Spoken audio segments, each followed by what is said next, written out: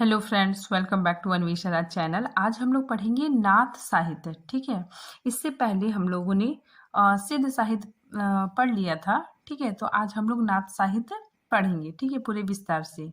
ये जो टॉपिक है नाथ साहित्य, ठीक है, ये काफ़ी इम्पोर्टेंट है। ठीक है, हर एग्जाम के लिए। ठीक है, चाहे आपका यूजीसी नेट हो, ठीक है, या फिर टीजीटी पीजीटी, ये सारी प्रतियोगिता परीक्षाओं में यहाँ से क्वेश्चन पूछे जाते हैं। ठीक है, तो आज इस टॉपिक को हम लोग पूरे डिटेल से पढ़ेंगे। ठीक है, चलिए पढ़ना स्टार्ट करते हैं। सबसे पहले देखिए कि नाथ साहित्य की उत्पत्ति कहाँ से हुई थी। ठीक है, तो हम लोग देखते हैं। देखिए, नाथ संप्रदाय, ठीक है, नाथ संप्रदाय की उत्पत्ति वर्जयान के वाम मार्गी साधना पद्धति की प्रतिक्रिया मतलब उसके विरोध है। ठीक है, विरोध के रूप में इसकी उत्पत्ति हुई। ठीक है, फिर देखिए आपके मन में आएगा कि वाम मार्गी क्या होता है। देखिए, अगर वाम मार्गी लिखा हुआ है, ठीक है, अगर हम इसको तोड़ते हैं तो क्या होता है वामा। ठीक है, वामा का अर्थ क्या होता है स्त्री। ठीक है, यानी स्त्री मार्गी साधना पद्धति। ठीक है, यानी बिना स्त्री के, ठीक है, स्त्री संसर्ग के मोक्ष की प्राप्ति नहीं हो सकती। यहाँ पे देखिए जो सिद्ध साहित्य था, ठीक है, उसमें मतलब क्या था कि वाम मार्गी था। ठीक है, जिसमें मतलब बिना स्त्री के, ठीक है, बिना स्त्री के मोक्ष की प्राप्ति नहीं हो सकती। ठीक है, तो उसी की प्रतिक्रिया के रूप में, ठीक है, उसी के विरोध के रूप में इसकी नाथ संप्रदाय की उत्पत्ति हुई। ठीक है, क्योंकि सिद्ध साहित्य में, ठीक है, उसमें सिद्ध संप्रदाय है, ठीक है, उसमें बहुत ज़्यादा कुरीतियाँ आ गई थी। ठीक है, बहुत ज़्यादा बुराइयाँ आ गई थी। ठीक है, इसके प्रतिक्रिया के रूप में, ठीक है, उसके विरोध के रूप में नाथ संप्रदाय की उत्पत्ति हुई। ठीक है, आई होप आप लोगों को समझ में आ गया होगा। ठीक है, आगे देखिए, सिद्धों की वाम मार्गी भोग प्रधान योग साधना की प्रतिक्रिया के रूप में इसकी उत्पत्ति हुई। ठीक है, जो मैंने बताया कि सिद्धों की जो वाम मार्गी भोग प्रधान योग साधना, ठीक है, योग साधना की प्रतिक्रिया के रूप में इसकी उत्पत्ति हुई। ठीक है, क्योंकि उसमें बहुत ज्यादा बुराइयां आ गई थी। ठीक है, उसमें भोग प्रधान हो गया था। ठीक है, स्त्रियों का भोग प्रधान हो गया था। ठीक है, इसी की प्रतिक्रिया के रूप में, इसके विरोध के रूप में इसकी उत्पत्ति हुई। ठीक है, आगे देखिए, राहुल सांकृत्यायन नाथ पंथ को सिद्धों की परंपरा का ही विकसित रूप मानते हैं। ठीक है, तो देखिए जो राहुल सांकृत्यायन है, ठीक है, और अन्य विद्वान भी हैं, ठीक है, वो लोग मतलब नाथ पंथ को सिद्ध परंपरा का ही विकसित रूप मानते हैं। ठीक है, मतलब जो सिद्ध परंपरा है, ठीक है, उसी से नाथ पंथ विकसित हुआ। ठीक है, आगे देखिए, अब आएगा कि अब प्रश्न आता है कि नाथ साहित्य क्या है। ठीक है, अब आपके मन में प्रश्न उठेगा कि नाथ साहित्य क्या है। तो नाथों द्वारा लिखा गया साहित्य ही नाथ साहित्य कहलाता है। आगे देखिए, अब देखिए प्रश्न ये भी आ सकता है कि नाथ कौन थे। ठीक है, ये प्रश्न भी आता है कि नाथ कौन थे। ठीक है, तो देखिए ये नाथ लोग सन्यासी थे। ठीक है, सन्यासी या फिर योगी थे। ठीक है, और ये हठ योग साधना पद्धति को अपनाते थे। ठीक है, तो ये हठ योग साधना पद्धति को अपनाते थे। ठीक है, हठ योग क्या है, ठीक है, इसको हम लोग आगे विस्तार से पढ़ेंगे। ठीक है, आगे देखिए नाथों की संख्या। ठीक है, क्वेश्चन पूछा भी जाता है, ठीक है, कि नाथों की संख्या कितनी है। तो नाथों की संख्या 9 है। ठीक है, तो इसमें 9 नाथों की बात की गई है। ठीक है, नेक्स्ट आगे देखिए, 9 नाथों द्वारा बनाया गया जो संप्रदाय है वही नाथ संप्रदाय कहलाता है। ठीक है, तो यहाँ पे क्वेश्चन आता है कि नाथ संप्रदाय क्या है। तो 9 नाथों द्वारा बनाया गया जो संप्रदाय है, ठीक है, वही नाथ संप्रदाय कहलाया। ठीक है, और ये जो नाथ संप्रदाय है ये नारी विरोधी थे। ठीक है, ये नारी की निंदा करती थे, मतलब नारी विरोधी थे। ठीक है, नारी से दूर रहते थे। ठीक है, आगे देखिए, नाथ साहित्य का समय। ठीक है, अब देखिए ये काफी इंपॉर्टेंट है। ठीक है, अब नाथ साहित्य का समय कब से कब तक माना गया है। तो 12वीं सदी से 14वीं सदी तक डॉक्टर रामकुमार वर्मा ने माना है।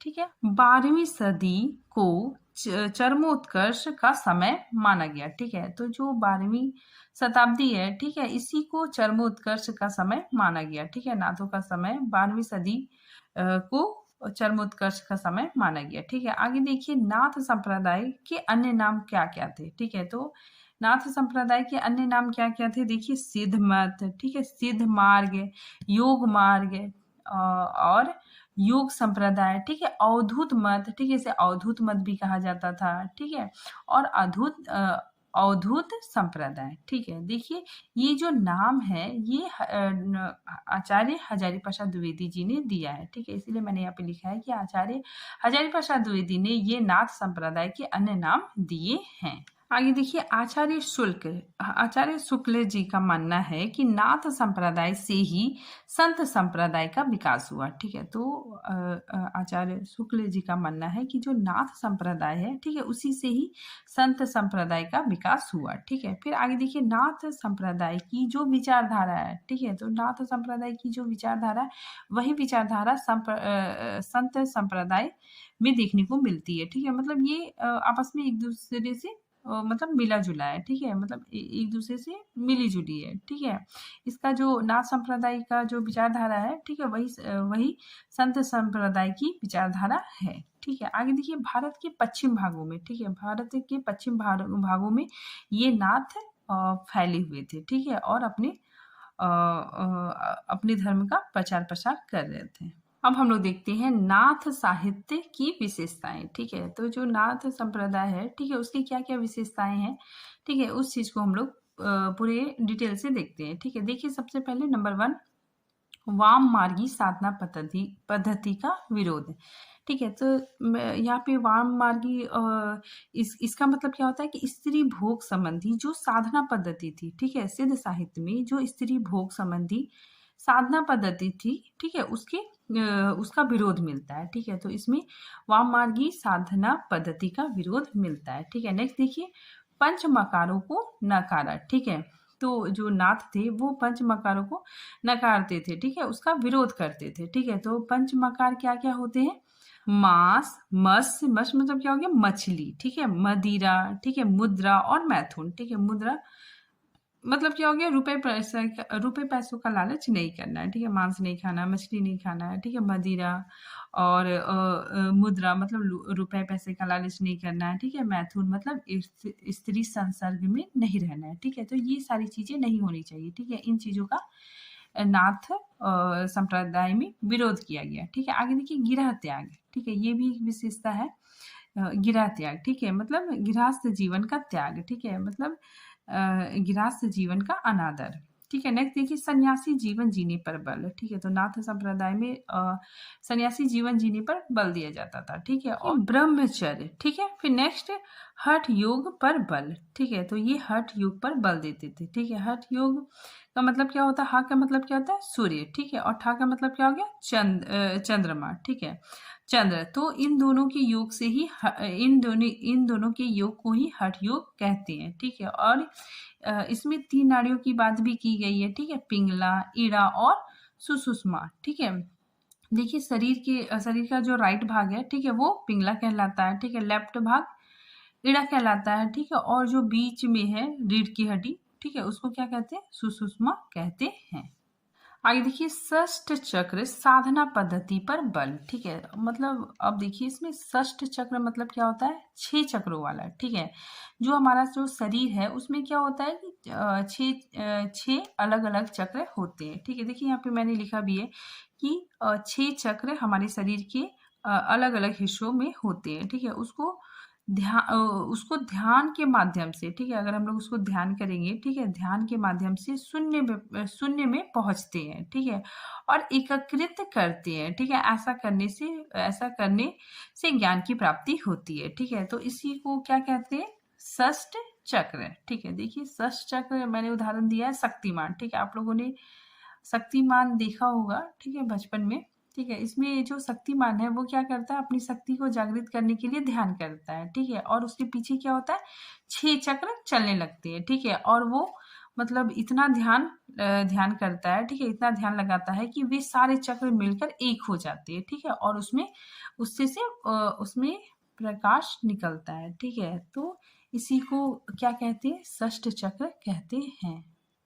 इसमें देखिए आप लोग शक्तिमान का जो उदाहरण है, ठीक है, उससे समझ सकते हैं कि जो शक्तिमान है, ठीक है, वो क्या करता था अपनी शक्ति को जागृत करने के लिए ध्यान करता था, तो उसके पीछे गोल गोल 6 चक्र बन जाते थे, ठीक है, और वो एकीकृत होकर, ठीक है, मिलकर मतलब एक प्रकाश निकलता था, ठीक है। तो उसी को षष्ठ चक्र कहा गया है। ठीक है, फिर नेक्स्ट देखिए गुरु की महत्ता पर बल। ठीक है, गुरु की महत्ता पर भी बल दिया गया है। ठीक है, नेक्स्ट देखिए योग मार्ग का अनुसरण। ठीक है, तो ये नाथ लोग योग मार्ग का अनुसरण करते थे। ठीक है, और ईश्वर को घट घट वासी मानते थे। ठीक है, तो ईश्वर को मतलब शरीर के अंदर, ठीक है, इस शरीर के अंदर ईश्वर को मानते थे कि हमारे शरीर के अंदर ईश्वर का वास है। ठीक है, आगे देखिए हिंदी साहित्य में षष्ठ चक्र वाला योग मार्ग, ठीक है, किसने चलाया? तो गोरखनाथ ने चलाया। ठीक है, तो काफी बहुत इंपॉर्टेंट है। ठीक है, तो पूछा जाता है, आप लोग इसको ध्यान में रखिएगा। ठीक है, कि हिंदी साहित्य में जो षष्ठ चक्र वाला योग मार्ग गोरखनाथ ने चलाया। ठीक है, फिर नेक्स्ट देखिए नाथ पंथ के योगियों को कनफटा भी कहा जाता था। ठीक है, तो ये भी काफी इंपॉर्टेंट है। कनफटा क्यों कहा जाता था? क्योंकि इनके कानों में बड़े, मतलब ये अपने कानों में बड़े बड़े छेद करवाते थे। ठीक है, मतलब कान को यहाँ पे छेद करवाते थे। ठीक है, और उसमें बाली पहनते थे। ठीक है, इसी वजह से इसे कनफटा कहा जाता था। ठीक है, इन्हें कनफटा कहा जाता था। ठीक है, क्योंकि ये कानों को फाड़ के छेद करवा के उसमें बाले पहनते थे। ठीक है, अगर आप लोग देखना चाहते हैं तो जो योगी आदित्यनाथ है, ठीक है, अगर आप उसको गूगल में सर्च कीजिएगा तो उसका जो फोटो आएगा, ठीक है, इमेजेस, तो उसमें आप देखिएगा तो उसमें आदित्यनाथ को मतलब थोड़ा जूम करके देखिएगा तो उसमें ये चीज देखिएगा कि उन्होंने भी अपने कान में छेद करके बाले पहने हैं। ठीक है, तो इससे पता चलता है कि नाथ पंथ के योगी क्या थे? कनफटे योगियों को कनफटा भी कहा जाता था। ठीक, आगे देखिए आडंबरों का विरोध। ठीक है, देखिए अब आपके मन में सवाल आएगा कि आडंबर क्या होता है। ठीक है, देखिए यानी तरह तरह के दिखावे। ठीक है, धर्म के नाम पर दिखावा, ठीक है, साधना के नाम पर दिखावा, ठीक है, पूजा पाठ के नाम पर, मंत्र साधना, ठीक है, पूजा पाठ के नाम पे दिखावा करना, ठीक है, चंदन तिलक लगाकर घूमना, ठीक है, तो इन सब चीजों का विरोध करते थे। ठीक है, फिर नेक्स्ट देखिए तीर्थ यात्राओं का विरोध। ठीक है, तो नाथ साहित्य में तीर्थ यात्राओं का भी विरोध किया गया है। ठीक है, नाथ संप्रदाय के लोग तीर्थ यात्रा का भी विरोध करते थे। ठीक है, देखिए तीर्थ यात्रा मतलब क्या हो गया कि जो तीर्थ करते हैं, ठीक है, धर्म कर्म कर्म पर विश्वास करके कि इस तीर्थ यात्रा पर जाएंगे। ठीक है, लोग सोचते थे कि अगर हम मतलब इस तीर्थ यात्रा पे जाएंगे, ठीक है, तो हमें पुण्य मिलेगा। ठीक है, और हमारे सारे पाप नष्ट हो जाएंगे। ठीक है, तो ये लोग तीर्थ यात्राओं का विरोध करते थे। ठीक है, और शरीर के अंदर ही ईश्वर का वास मानते थे। ठीक है, कि हमारे शरीर के अंदर ही परमात्मा है। ठीक है, अंतर साधना। ठीक है, यह अंत साधना पर बल। ठीक है, अंतर साधना मतलब क्या हो गया कि अंदर आत्मा से साधना पर बल देते थे। ठीक है, मतलब आत्मा से साधना करने को बल देते थे। ठीक है, आगे देखिए हृदय को दर्पण के समान मानते थे। ठीक है, नेक्स्ट देखिए पश्चिम भारत में प्रचार प्रसार के कारण, ठीक है, तो ये नाथपंथी लोग पश्चिम भारत में प्रचार प्रसार करते थे। ठीक है, तो पश्चिम भारत में प्रचार प्रसार के कारण नाथ पंथियों की भाषा, ठीक है, इनकी भाषा ब्रज, पंजाबी, राजस्थानी एवं हरियाणवी तत्वों से प्रभावित रही। ठीक है, तो इन सब भाषाओं का मिश्रण मिलता है। ठीक है, फिर आगे देखिए नाथ संप्रदाय के प्रवर्तक। ठीक है, तो ये काफी इंपॉर्टेंट है कि नाथ संप्रदाय के प्रवर्तक कौन माने जाते हैं? गोरखनाथ। ठीक है, तो गोरखनाथ को नाथ संप्रदाय का प्रवर्तक माना जाता है। ठीक है, और इनके गुरु कौन थे? मच्छिंद्र नाथ। ठीक है, तो गोरखनाथ के गुरु मच्छिंद्र नाथ थे। आगे देखिए हम लोग जो गोरखनाथ के गुरु है, ठीक है, मच्छिंद्र नाथ, ठीक है, इनके बारे में थोड़ा डिटेल से पढ़ते हैं। ठीक है, इनके दो नाम है। ठीक है, मच्छिंद्र नाथ है और मच्छिंद्र नाथ। ठीक है, देखिए इनका अन्य नाम क्या है? मीननाथ, ठीक है, और मच्छिंद्र नाथ। ठीक है, तो इन्हें मीननाथ और मच्छिंद्र नाथ के नाम से भी जाना जाता है। ठीक है, इनका जो समय है वो 9वीं शताब्दी है। ठीक है, जन्म स्थान कांगड़ा पंजाब माना जाता है। ठीक है, और इनका कार्य क्षेत्र कहाँ था? गोरखपुर। ठीक है। यहाँ पे देखिए ये काफी इम्पोर्टेंट है। ठीक है, देखिए नाथ पंथ का प्रवर्तक। ठीक है, तो जो मच्छिंद्र नाथ है, ठीक है, इनको कोई कोई विद्वान, ठीक है, कुछ कुछ विद्वान नाथ पंथ का प्रवर्तक मानते हैं। ठीक है, जैसे देखिए राहुल सांकृत्यायन जी और हजारी प्रसाद द्विवेदी, ठीक है, ये दोनों नाथ पंथ के प्रवर्तक किसे मानते हैं? मच्छिंद्र नाथ को मानते हैं। ठीक है, तो कभी कभी नाम देके मतलब पूछा जाता है कि राहुल सांकृत्यायन जी ने किसे नाथ पंथ का प्रवर्तक माना है? तो मच्छिंद्र नाथ को माना है। ठीक है, तो ये आप लोग याद रखिएगा कि राहुल सांकृत्यायन जी ने और हजारी प्रसाद द्विवेदी के अनुसार नाथ पंथ के प्रवर्तक कौन माने जाते हैं? तो मच्छिंद्र नाथ माने जाते हैं। ठीक है, फिर देखिए इनके दीक्षा गुरु कौन थे? चरपट नाथ। ठीक है, इनके दीक्षा गुरु कौन थे? चरपट नाथ। ठीक है, और ये जो चरपट नाथ है ये सिद्ध तथा नाथ, ठीक है, दोनों में शामिल है। ठीक है, तो ये सिद्ध और नाथ दोनों में शामिल है। ठीक है, तो ये भी काफी इंपॉर्टेंट है। आगे देखिए मच्छिंद्र नाथ, ये तंत्र साधना को मानने वाले थे। ठीक है, तो ये जो मच्छिंद्र नाथ थे, ठीक है, तो ये तंत्र साधना को मानने वाले थे। ठीक है, ये सिद्ध साहित्य के अंतर्गत आते हैं। ठीक है, लेकिन उसके बाद फिर ये अपने शिष्य के कहने पे नाथ संप्रदाय में शामिल हो जाते हैं। ठीक है, तो देखिए इसको हम लोग आगे डिस्कस करेंगे। तो यहाँ पे देखिए जो मच्छिंद्र नाथ है, ठीक है, ये तंत्र साधना को मानने वाले थे। ठीक है, और इन्हें कोलाचारी सिद्ध भी कहा जाता है। ठीक है, कोलाचारी सिद्ध कौन होता है? जो तंत्र साधना को मानने वाले सिद्ध होते हैं। ठीक है, उसे कोलाचारी सिद्ध कहते हैं। ठीक है, आगे देखिए मच्छिंद्र नाथ का वास्तविक नाम क्या है? इनका वास्तविक नाम क्या था? तो विष्णु शर्मा। ठीक है, तो इनका वास्तविक नाम विष्णु शर्मा माना गया है। ठीक है, और इनकी संस्कृत रचना काल ज्ञान निर्णय, ठीक है, इनका जो संस्कृत रचना है काल ज्ञान निर्णय का संपादन प्रबोध चंद्र बागची ने किया है। ठीक है, तो ये भी काफी इंपॉर्टेंट है। फिर देखिए मत्स्येंद्र नाथ चौथे बोधिसत्व आलोकितेश्वर नाम से भी प्रसिद्ध हुए। ठीक है, तो ये भी काफी इंपॉर्टेंट है। ठीक है, और ये देखिए गोरखनाथ के गुरु थे। ठीक है, तो मत्स्येंद्र नाथ कौन थे? गोरखनाथ के गुरु थे। ठीक है, अब देखिए मत्स्येंद्र नाथ की रचनाएं हम लोग देखते हैं। सबसे प्रमुख कोल ज्ञान निर्णय। ठीक है, तो ये काफी इंपॉर्टेंट है। ठीक है, ये पूछा जाता है, आप लोग याद रखिएगा। ये मच्छिंद्र नाथ की रचना है कोल ज्ञान निर्णय। आगे देखिए अकुल वीर तंत्र। ठीक है, ये भी रचना मच्छिंद्र नाथ की है। ठीक है, फिर देखिए कुलानंद, ठीक है, और ज्ञान कारिका। ठीक है, तो ये सारी रचनाएं मच्छिंद्र नाथ की है। ठीक है, अब देखिए हम लोग आलोचकों का मत देखते हैं। ठीक है, कि किस आलोचक ने क्या कहा मच्छिंद्र नाथ के बारे में। तो देखिए मच्छिंद्र नाथ पंथ के प्रवर्तक और महान सिद्ध थे। ठीक है, ये कहना किसका है? तो राहुल सांकृत्यायन जी ने। ठीक है, तो राहुल सांकृत्यायन जी ने नाथ पंथ के प्रवर्तक के रूप में किसे माना है? तो मच्छिंद्र नाथ को माना है। ठीक है, फिर देखिए हजारी प्रसाद द्विवेदी ने भी प्रवर्तक के रूप में मच्छिंद्र नाथ को माना है। ठीक है, तो इनका क्या मत है?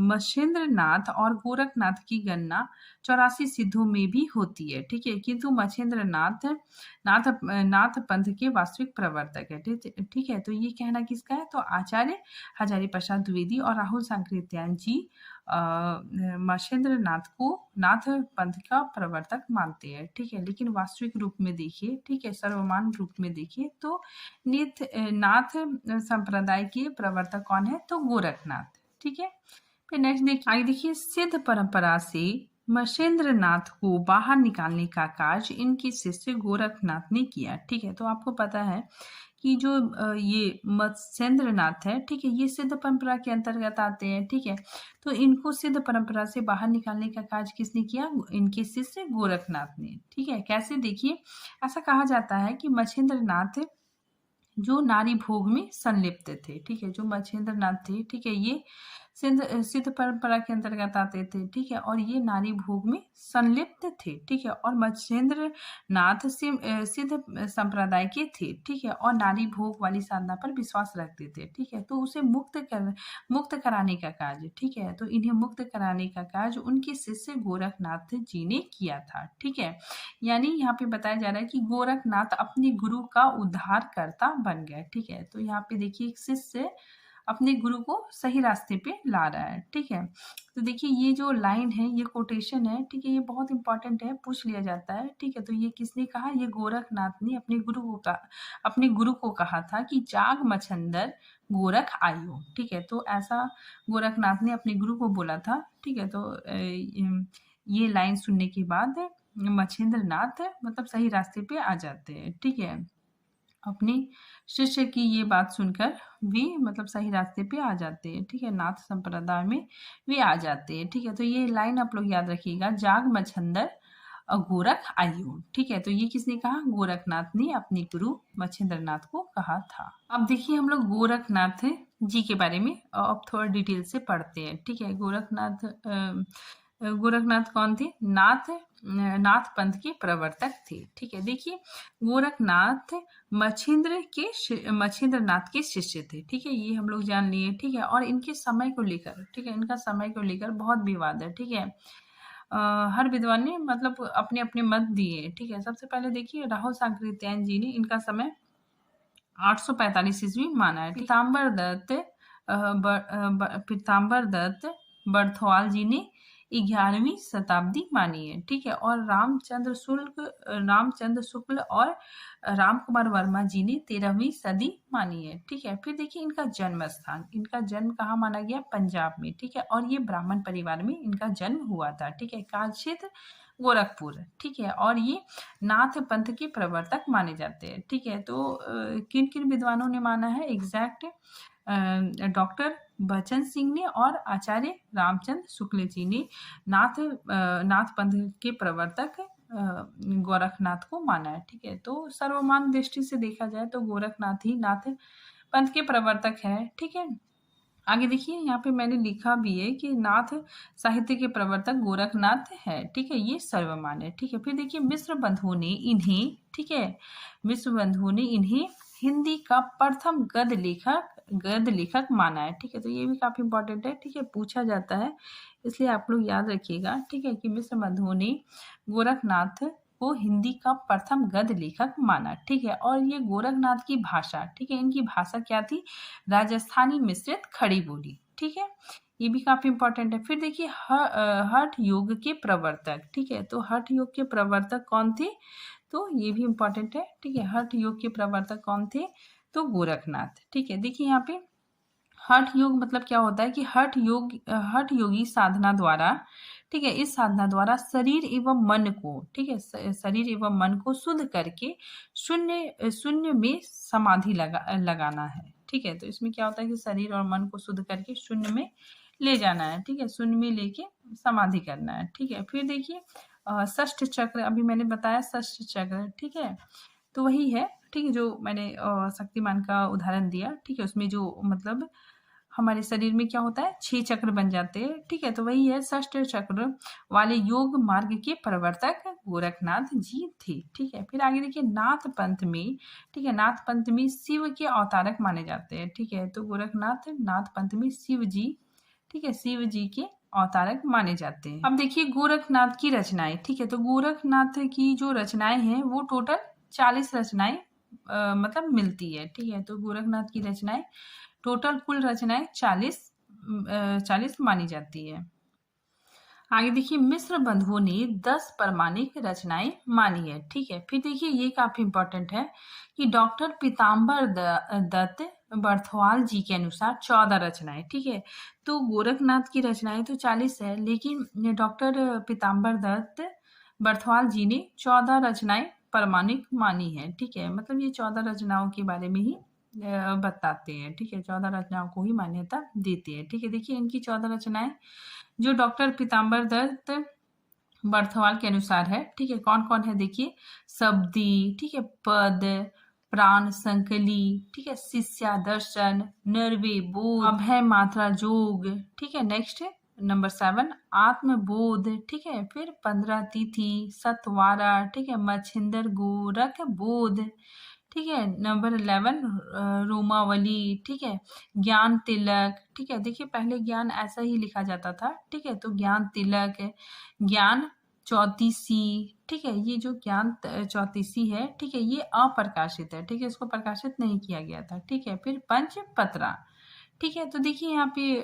आगे बताया जा रहा है कि डॉक्टर पीताम्बर दत्त जी ने 14 रचनाओं का उल्लेख किया, ठीक है, और जिसमें से 13 रचनाओं को प्रमाणिक मानकर 1942 में गोरख बानी नाम से प्रकाशित किया गया, ठीक है। तो इनकी जो रचना है, ठीक है, 14 रचनाओं को संग्रहित करके, ठीक है, गोरख बानी नाम से प्रकाशन किया गया, ठीक है। और इनका जो रचना है ज्ञान चौतीसी, ठीक है, ये मतलब समय पर उपलब्ध ना होने के कारण इसका प्रकाशन नहीं हो पाया, ठीक है, मतलब ये अधूरा था, ठीक है, और उपलब्ध नहीं होने के कारण इसका प्रकाशन नहीं हो पाया, ठीक है। आगे देखिए ये बहुत इंपॉर्टेंट है, ठीक है, पूछा जाता है, तो आप लोग याद रखिएगा कि डॉक्टर पीताम्बर दत्त बर्थवाल ने गोरखनाथ की 14 रचनाओं को, ठीक है, 14 रचनाओं को प्रमाणिक मानकर, ठीक है, उसका संपादक गोरख बानी, ठीक है, किसमें किया गया, गोरख बानी नाम से किया गया, ठीक है। तो गोरखनाथ की रचनाओं का संग्रह है डॉक्टर पीताम्बर दत्त बर्थवाल जी ने गोरख बानी के रूप में इसको संपादित किया, ठीक है। फिर नेक्स्ट देखिए ये काफी इंपॉर्टेंट है ये जो है, ठीक है, ये मतलब नाथ में भी आते हैं और सिद्ध में आते हैं, ठीक है, दोनों में आते हैं, ठीक है। तो कौन कौन है देखिए, नागार्जुन, गोरखनाथ, ठीक है, चरपट और जलाधर, ठीक है, का नाम नाथ और सिद्ध दोनों में गिना जाता है। अब हम लोग देखते हैं डॉक्टर राम कुमार वर्मा के अनुसार नाथों के नाम, ठीक है, ये जो नाम दिए गए हैं ये डॉक्टर राम कुमार वर्मा के अनुसार नाथों के नाम दिए गए हैं, ठीक है। कौन कौन है देखिए, सबसे नंबर 1 में आदिनाथ, ठीक है, नंबर 2 में महेंद्र नाथ, ठीक है, उसके बाद फिर गोरखनाथ, ठीक है, फिर नेक्स्ट गहिनी नाथ, ठीक है, नंबर 5 में चरपट नाथ, ठीक है, नंबर 6 में चौरंगी नाथ, ठीक है, नंबर 7 में ज्वालेंद्र नाथ, ठीक है, नंबर 8 में भरत नाथ, ठीक है, और नंबर 9 में गोपी चंद्र नाथ, ठीक है। तो ये जो नाथों की संख्या है ये डॉक्टर राम कुमार वर्मा के अनुसार है, ठीक है। फिर नेक्स्ट हम लोग आगे देखिए ये कोटेशन आचार्य हजारी प्रसाद द्विवेदी द्वारा है, ठीक है। तो देखिए इनके अनुसार ये क्या कहते हैं कि शंकराचार्य, ठीक है, शंकराचार्य की बात इतना प्रभावशाली और इतना महिमान्वित भारतवर्ष में दूसरा नहीं है, ठीक है। भारत के कोने कोने में उनके अनुयायी आज भी पाए जाते हैं, ठीक है। भक्ति आंदोलन के पूर्व सबसे शक्तिशाली धार्मिक आंदोलन गोरखनाथ का भक्ति मार्ग ही था, ठीक है। गोरखनाथ अपने युग के सबसे बड़े नेता थे, ठीक है। तो देखिए ये कहना किसका है, आचार्य हजारी प्रसाद द्विवेदी जी का है, ठीक है। तो आज ये टॉपिक यहीं पे खत्म होता है, ठीक है। मिलते हैं नए टॉपिक के साथ, तब तक के लिए थैंक यू।